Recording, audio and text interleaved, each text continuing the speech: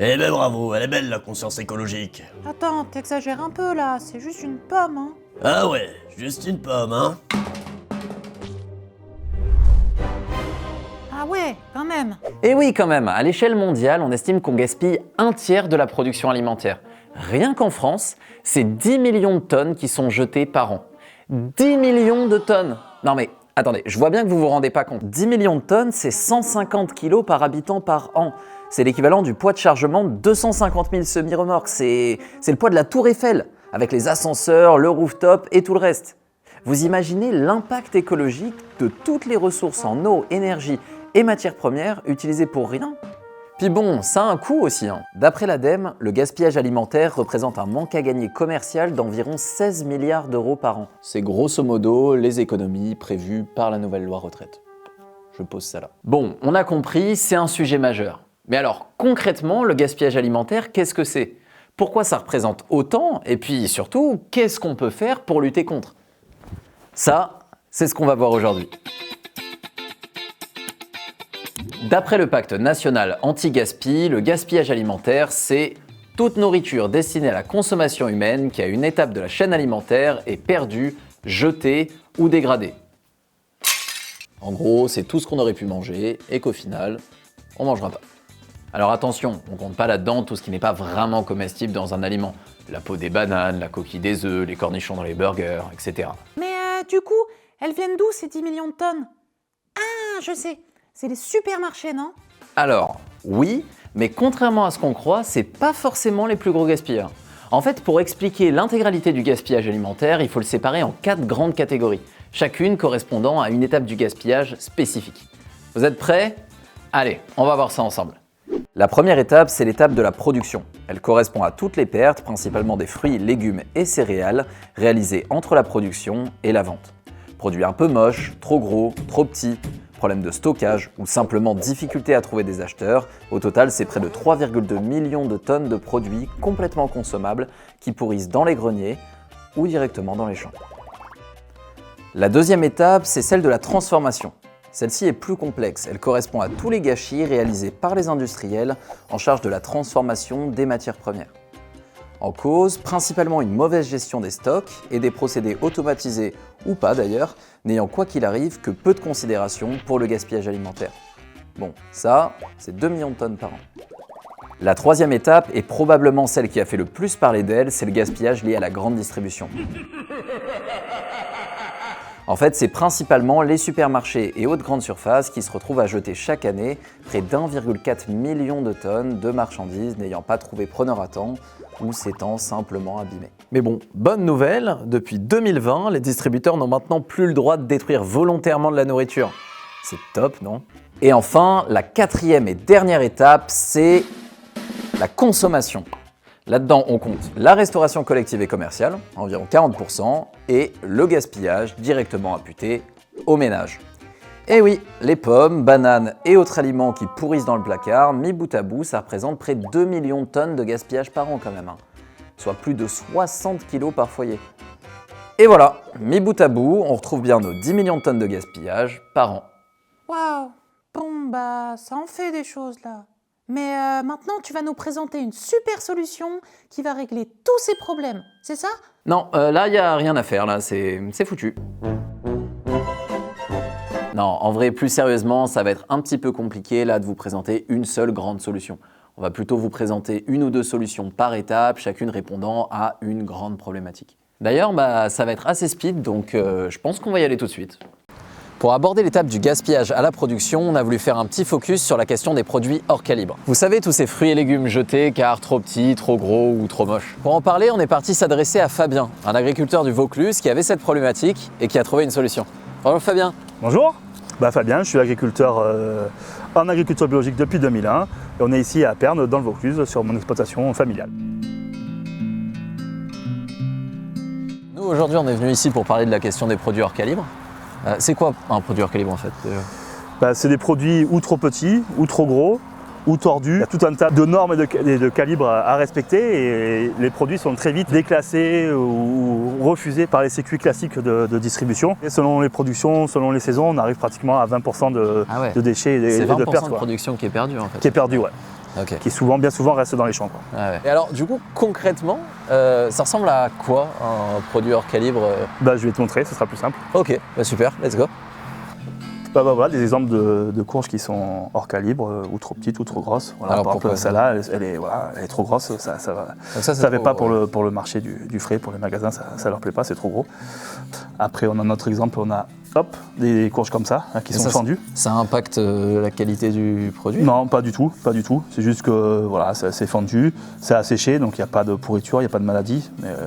Mais bon, voilà, c'est invendable ça. Et aujourd'hui, du coup, vous avez mis quoi en place pour essayer de faire quelque chose avec tout ça? On a un partenariat avec Solène qui arrive à valoriser les gros calibres de ce style-là, ou même encore plus gros, ou ceux qui sont un petit peu abîmés, un petit peu tachés, qui ont pris un coup, etc., qui arrivent à nous les faire passer, à nous les valoriser, quoi. C'est génial. Attends, mais c'est qui Solène? J'ai raté un truc ou... Ah oui, non, mince, c'est moi. La Solène dont il parle, c'est la Solène des Jardins de Solène. En fait, c'est une super structure au cœur du Vaucluse. Leur truc, c'est qu'ils viennent acheter aux producteurs des fruits et légumes hors calibre. Derrière, ils les lavent, découpent, épluchent dans des centres de travail avec des personnes principalement en situation de handicap. Et en plus, ils peuvent les revendre à des collèges, lycées ou hautes cantines en flux tendu et en direct. Au final, c'est une solution anti-gaspi, solidaire et humaine. Top, non? Ah ouais, sympa, hein? Carrément. Allez, on y retourne. Et aujourd'hui, toi, au-delà de l'aspect donc de volume, ça doit être un vrai coup aussi financier. C'est un vrai coup et c'est un vrai manque à gagner, quoi. Vu le contexte en ce moment, il faut qu'on valorise vraiment le maximum de notre marchandise. C'est aussi une nécessité. C'est une nécessité d'avoir ouais. des solutions qui se vendent. Bah oui. Puis surtout, ce qui est dommage, c'est que c'est totalement comestible, totalement bon, et ça a une courge grosse comme ça a le même goût que celle-là ou que celle-là, quoi. Donc, parce que dans la nature, il n'y a rien qui pousse tout pareil, quoi. Il y a des gros, des petits. Et tout le monde les mange. Tout le monde les mange, hein, c'est voilà. l'idée du truc. Bon, bah écoute Fabien, merci beaucoup. Merci pour la courge. Pas de souci. Et puis on se tient au courant. Ça marche. Plus. Au revoir. Bon, mine de rien, une petite structure en circuit court comme ça, c'est quand même 120 tonnes de gaspillage évité par an. C'est pas rien. Génial. Plus que 9 999 880 tonnes. Alors oui, d'accord, mais il faut pas oublier que le modèle de Solène, il est local par nature. En fait, rien n'empêcherait d'avoir une ou deux structures comme ça par région. Le besoin y est largement et à terme, ça commencera à faire du volume. Ouais. Bon, écoute, j'ai pas le temps pour ton cynisme, là on est pressé, allons-y. Pour le gâchis des industriels en charge de transformer nos produits, la grosse problématique, c'est la gestion des stocks. Et en même temps, on peut comprendre, gérer correctement d'énormes volumes de stock, le tout avec des demandes en constante fluctuation et en maintenant des protocoles sanitaires ultra stricts, ça n'a pas l'air facile. Bon, mais alors, qu'est-ce qu'on peut faire face à ça ?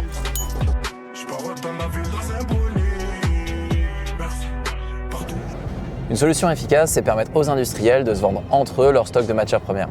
D'un côté, ça permet aux vendeurs d'éviter de gaspiller inutilement des produits et de l'argent, et de l'autre côté, ça permet aux acheteurs d'acheter à moindre coût tout en faisant une bonne action.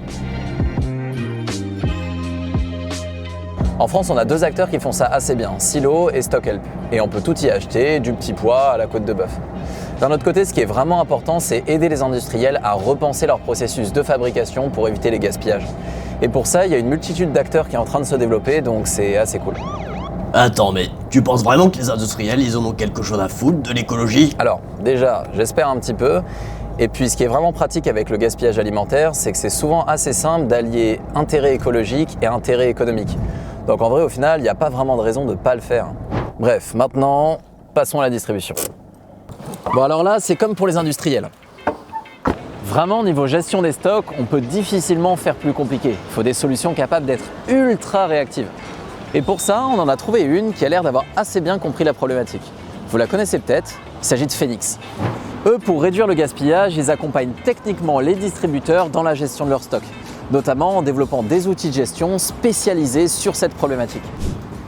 Et comme il restera, quoi qu'il arrive, toujours des invendus, ils aident les gros distributeurs comme les petits commerces à les valoriser. En facilitant et en organisant les dons ou en les mettant à la vente à petit prix avec des paniers. Merci.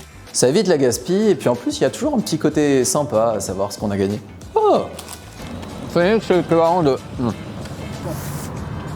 Phoenix, c'est l'équivalent de 44 millions de repas par an qui sont sauvés.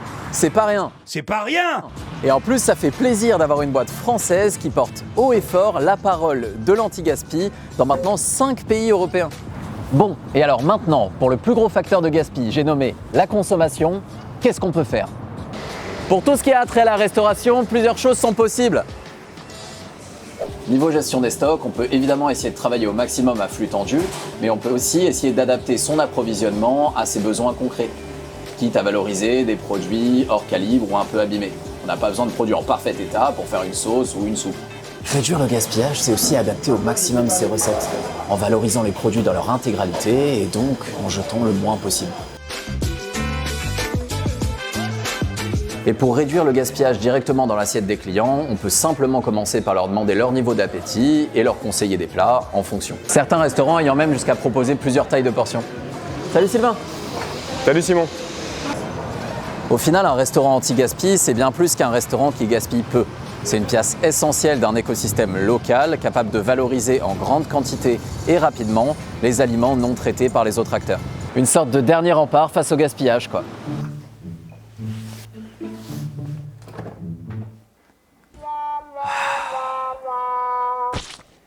Bon, et pour les particuliers, il n'y a pas grand-chose à faire à part faire attention, quoi.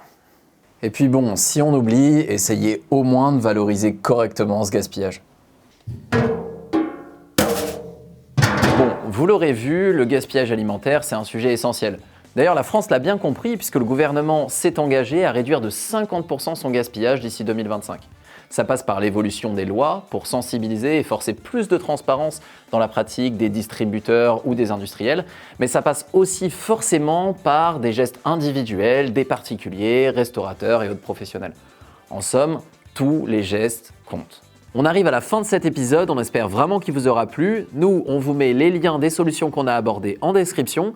Et d'ailleurs, si vous connaissez d'autres solutions qu'on n'a pas pu mentionner, n'hésitez pas à les mettre en commentaire. Vous l'avez peut-être vu, on a essayé de changer de format, que ce soit au niveau du cadre ou du rythme. L'idée, c'était d'essayer de rendre la chose un petit peu plus dynamique. On a vraiment besoin de vos retours, donc n'hésitez pas. Si vous avez aimé la vidéo, n'oubliez pas de liker et de vous abonner. Et quoi qu'il arrive, on se retrouve bientôt pour le prochain épisode de Demain en Solutions.